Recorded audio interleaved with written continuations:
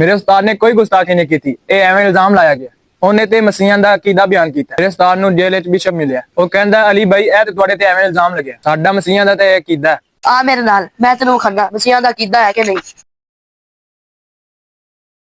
ਆ ਚੈੱਕ ਕਰ, फिर है चेक कर, भी चेक कर ले। हाँ क्लियर हो गया कि मसीहा दा कीदा नहीं। यार मिर्जा जेल में फिर हवाला कितों लिया? तू ते उनका स्टूडेंट है ना, जाके पूछ ले उनके कोलों। आओ तुसी भी मेरे नाल चलो, रल के पूछ लेने। उस्ताद जी ये बंदे आए ने, कुछ प्रूफ नहीं है ना को। कादे प्रूफ ने? सारे मसीहा ने किया ये साडा कीदा नहीं, नाल उन्होंने रिटर्न विच लिख के दिता। दस ये हवाला कितों ले आई?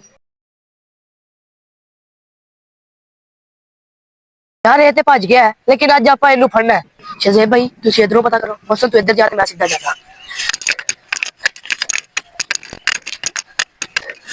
इधरों लंघ के गया है।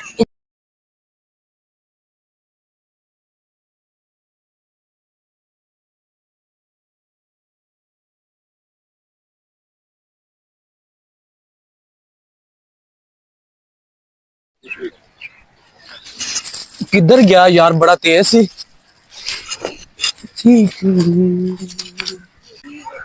ओए लगता है वो बैठा है।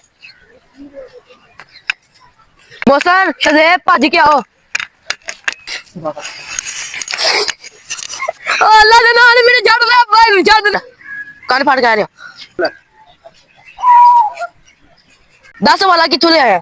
10 गास मैंने जान लिया। मैं दसदा कादियानिया दी किताब रूहानी कसान सफा नंबर 19। सानू इंज नहीं यकीन, तू सानू स्क्रीनशॉट होगा ए वेख जी। दोस्तों सबूत है, थानू विखा दिता। फैसला ਤੁਹਾਡੇ ਤੇ मिर्जा हवाला किथों ले आया, क्योंकि फेसबुक और टिकटॉक आईडी बैन हो जाती है, इसलिए ये वीडियो आपको यूट्यूब पे मिलेगी। Share like share I love you.